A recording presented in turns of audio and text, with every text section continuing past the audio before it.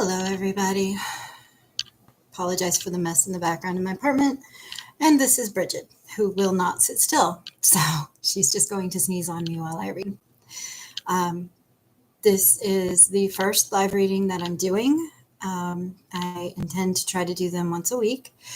And hopefully we can get through at least the first couple of books this year. And I'm hoping that you all enjoy. I am by no means an audio voice narrator, but it was indicated to me that this might be something fun to do. And if you are here and you have questions, I will be absolutely able to answer your questions at the end of this. And we can just talk about lore, and I don't mean data, I mean LORE.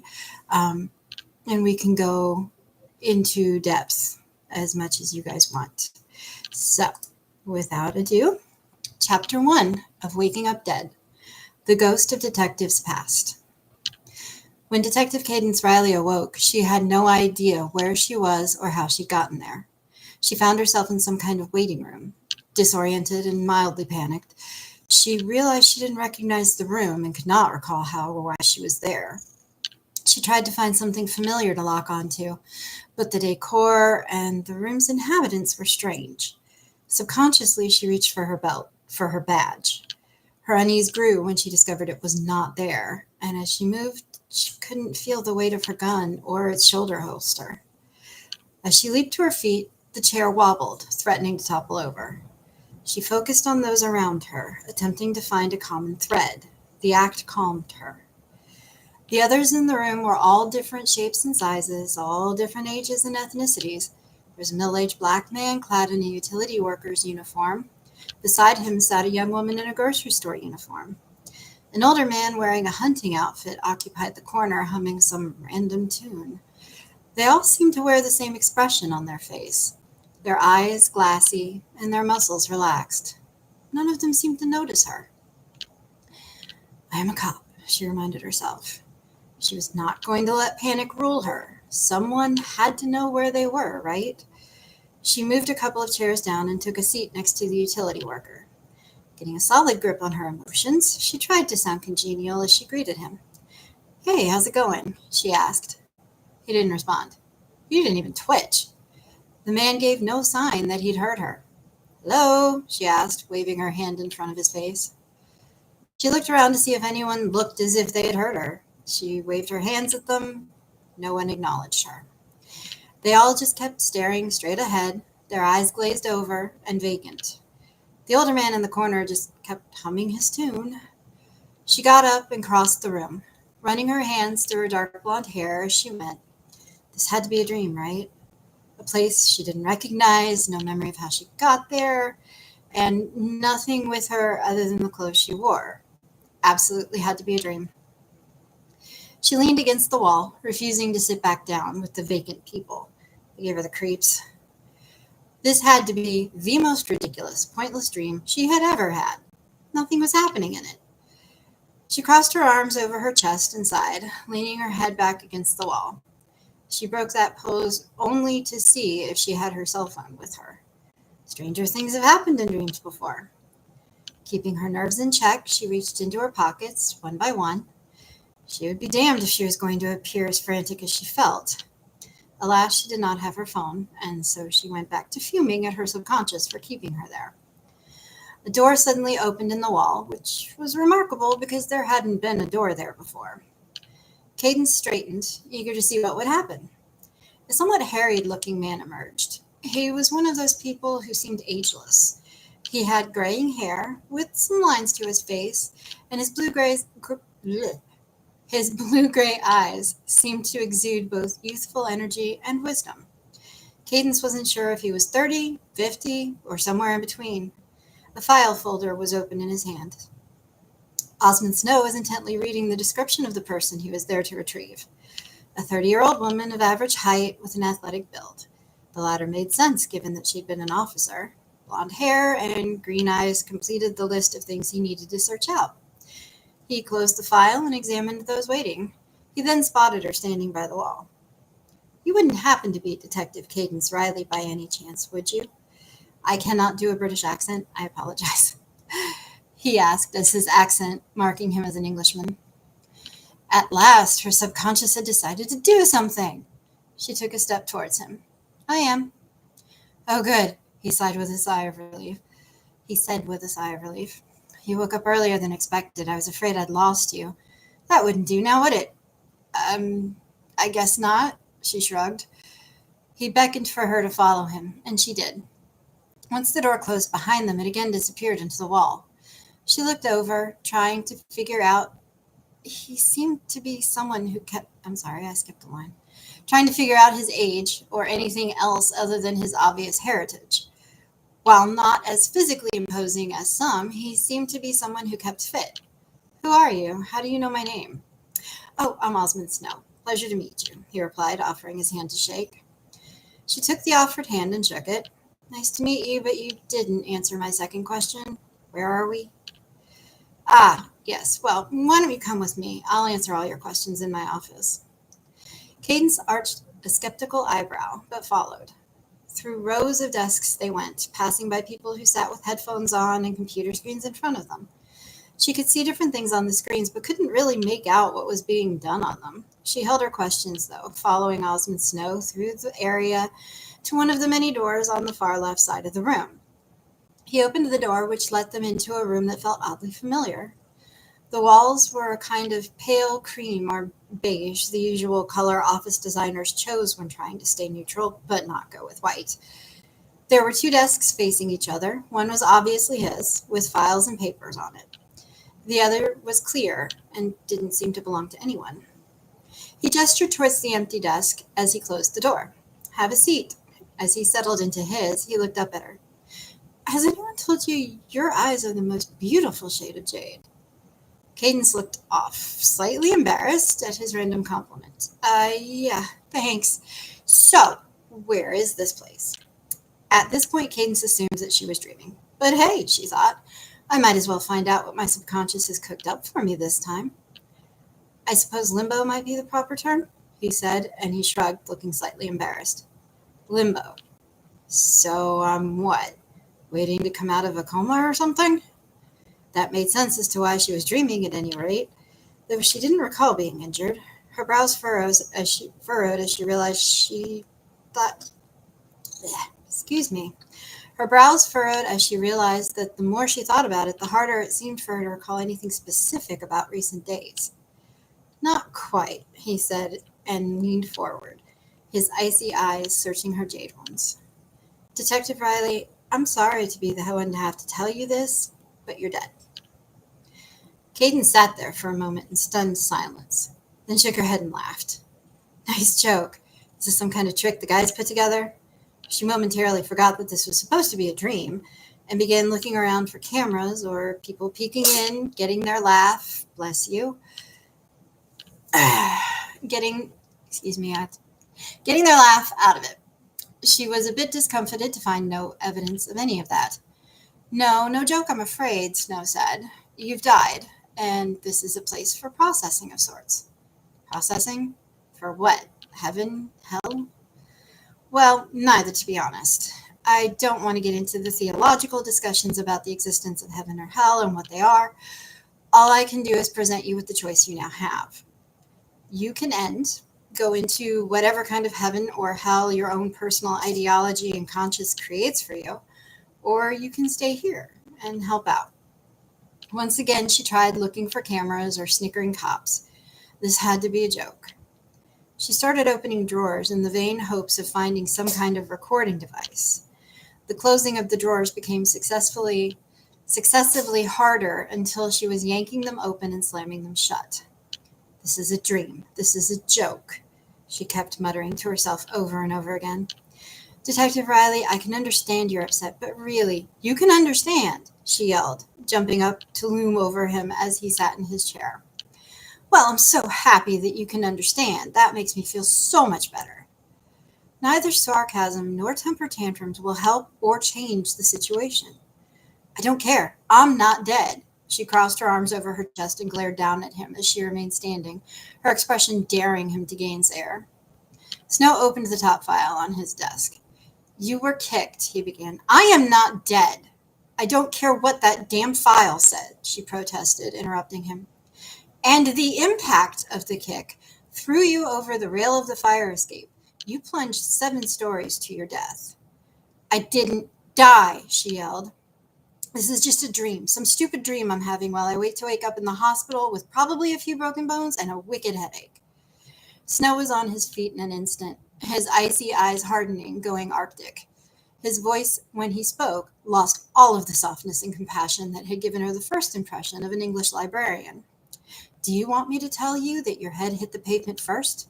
That it cracked open like a melon under that fellow Gallagher's mallet?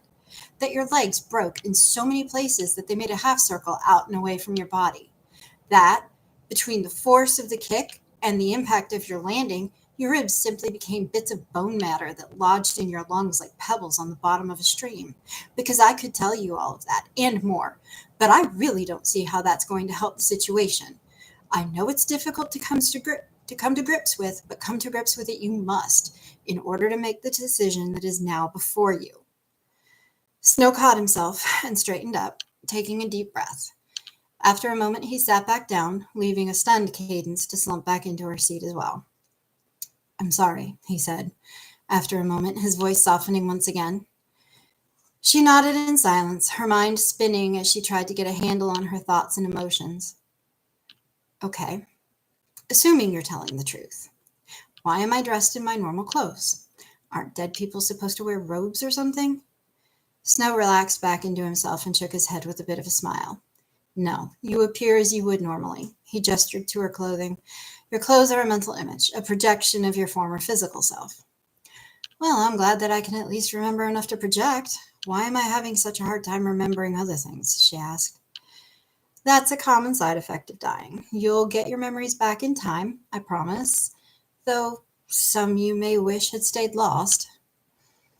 What was with those people out in that waiting room? And what was with that waiting room anyway? She asked. The waiting room is a place we put souls who are waiting to be processed. Most of the time we have enough people here that not many end up in there. But if everyone is occupied, then the excess souls wait there. So you're one of the processors? Not exactly, Snow said with a vague smile. What are you then? Cadence asked. I'm what you have been given the option to be, a police officer of sorts. So you're telling me there are cops in the afterlife? She asked, looking at him in disbelief. Yes, he said. He nodded and closed the file now that she was talking a bit more sensibly. For what? Ghosts stealing other ghosts' chains and sheets? Snow gave Cadence a sour look, obviously not amused with her sarcasm. No. We more or less police the interaction between haunting spirits and what your generation terms ghost hunters. Why? That was all Cadence could think to ask. Well, back before science got interested in ghosts and haunted locations, there really wasn't much for us to do except police interactions with non-human spirits. However, given the influx of interest into the so-called paranormal in the last century or so, we have all sorts of work to do now. And again I ask, why? She reiterated. Well, we can't let too much on now, can we? The afterlife is supposed to be this great mystery, and it needs to remain so. Our job is to make sure that the haunting spirits don't sit down to a cup of tea with the psychics and ghost hunters and spill the beans, so to speak. So you have a force that polices hauntings? Yes, Snow replied with a shrug. Well, why let any communication happen at all? If you want to keep these things so secretive, why not just disallow it completely? It's not so simple, he said, sighing and leaning forward on his desk and folding his hands together. There have always been interactions between the living and the dead. The veil between the two planes of existence is too thin to stop communication. Think about it.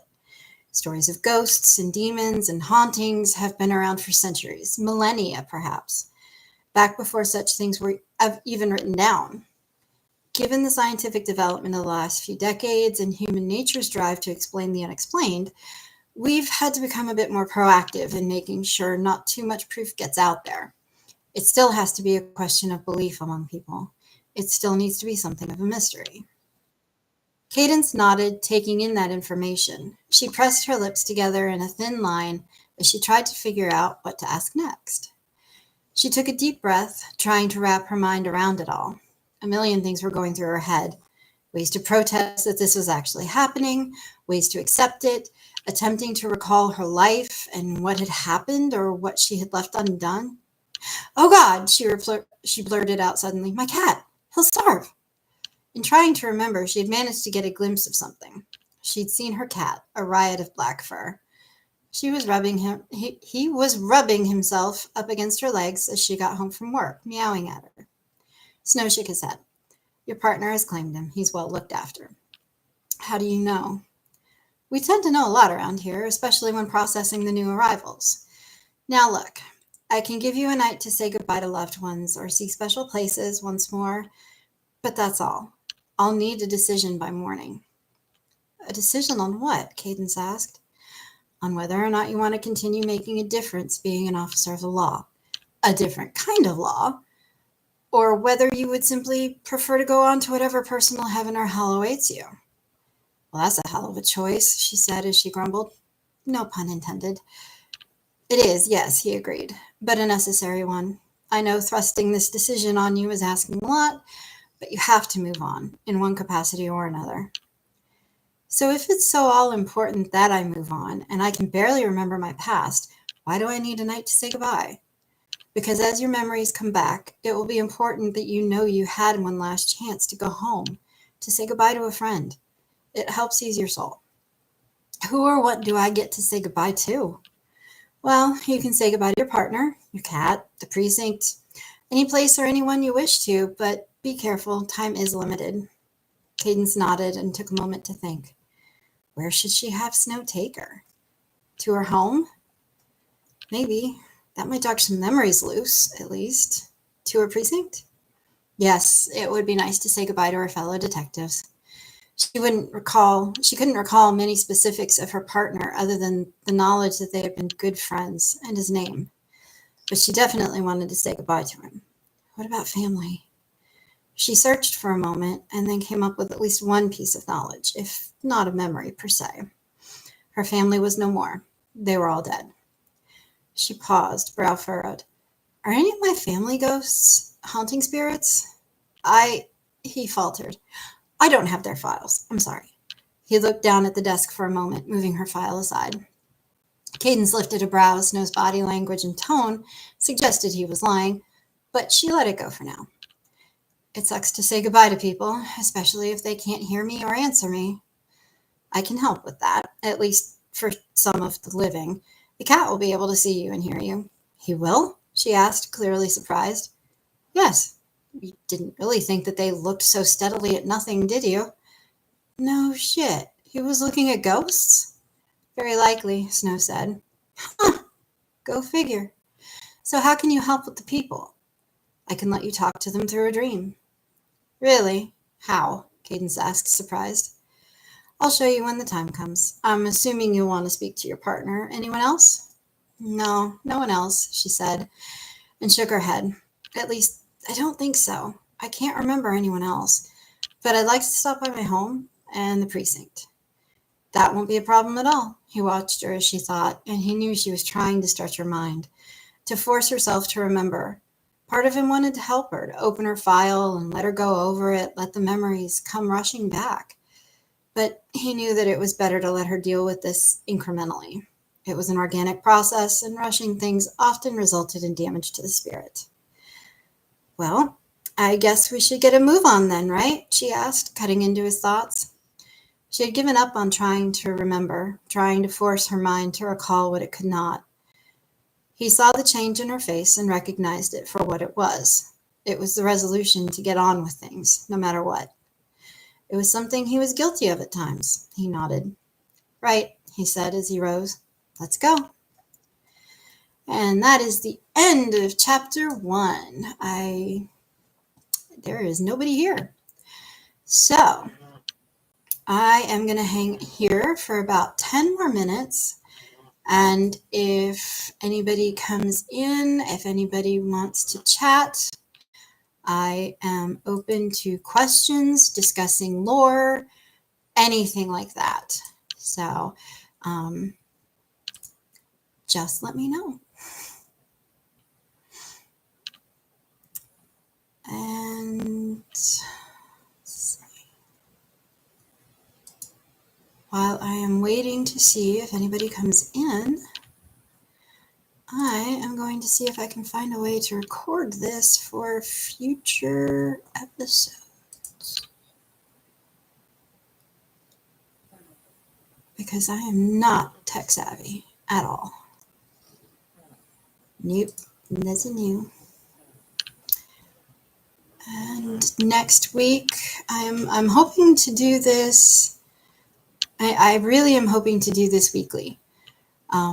So if you didn't catch me this time and you're watching this on a playback, thank you. And I really do hope you enjoy. You can see part of my, excuse me, it's that way, my purple suitcase back there. And that is because that is my convention case. And I have books packed and ready to go. My next event is going to be July 19th at the Fort Henry Mall in Kingsport, Tennessee, which is where I live right now. And the Kingsport Library is hosting a Behind the Book event. So I will be at the Fort Henry Mall, where the library is temporarily rehomed because they're redoing it. They're renovating the actual library, which, let me tell you, is an absolutely gorgeous building here in downtown Kingsport. So I will be at the mall 10 a.m. to 6 p.m.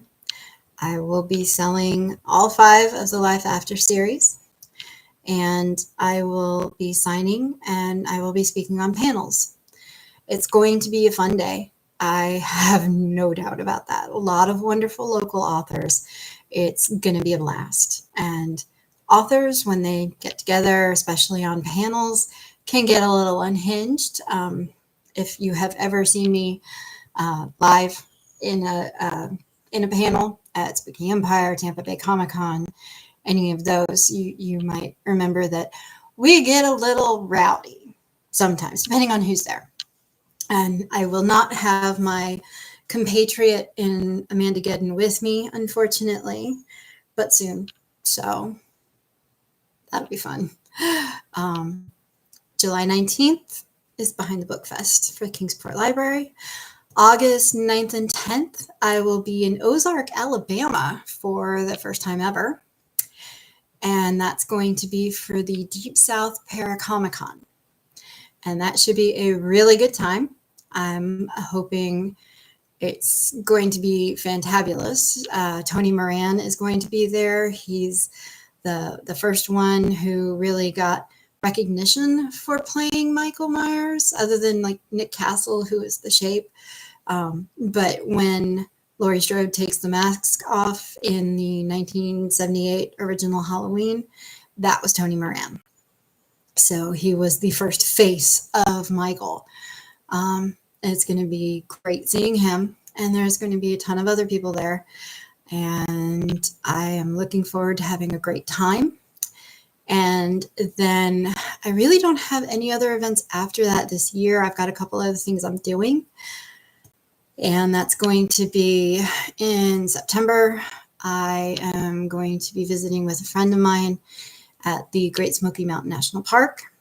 And we're going to be staying in a hotel there. It's going to be great. There will be adventures. And so, I'm sure there will be plenty of photo dumps on Facebook like there was this last weekend when she and I drove the Blue Ridge Parkway. Well, she drove, I took pictures. And then in October, many of you know that I am a huge fan of Stephen Cognetti and the Hell House LLC franchise. And if you have seen to Origins, which is the 4th movie, the 5th one's coming out this year, that I will be staying in the Carmichael Manor. It's Fern Hall Estate, and it's in Pennsylvania, where there's a few of us going, and we're all kind of rabid super fans. And it's a bed and breakfast right now, actually. So we've got rooms there. We're kind of taking over the place. I'm sure there will be a lot of fun Hell House stuff. And I think one of those nights we're going to be going to to the Waldorf Estate of Fear, which is run by Angie Moyer, who is a sweetheart. And that is the original Abaddon Hotel. So, as a friend of mine said, have fun getting possessed. So, but I'm really looking forward to that, and that's kind of what I'm giving to myself for my birthday, which is in the beginning of November, and then we start hitting birthday, Thanksgiving, Christmas, all the holiday craziness, and then in January, I have been invited to be a guest at the Oubliette Seguin, which is a dark fantasy convention. And at that point, the first 3 books of the Silent Sentinel series should be out. So that is going to be a lot of fun because that'll be my first event where I have 8 titles on the table. So that is going to be a great deal of fun. And that is a very important convention for me because it's the first time I have been invited. Like the con runner, the showrunner reached out to me, and it was very sweet of him to do so. And I am super grateful, but that's kind of like another feather in my career cap, I guess you could say. But I appreciate you guys. If you're watching this on playback, if you have joined me during any part of this, I really appreciate you being here. And I'm going to go ahead and call it a few minutes early, but my kid just messaged me. So I want to go see what's up with my son. And hopefully, God's willing and the creek don't rise, as Tristina would say. I will be back next Sunday, 6:30, and we'll take a look at chapter 2, which is going to be fun because if a certain friend of mine logs in, that will be the first time maybe she will have gotten past that because she's tried several times to read it and it makes her cry. So I'm sorry, but yay, because I did it correctly if I made you cry. So thank you guys. I really appreciate it. Hope you had fun. First chapter of Waking Up Dead. And I plan to try to keep doing this. So little by little, I'll read my books to you. Thank you guys.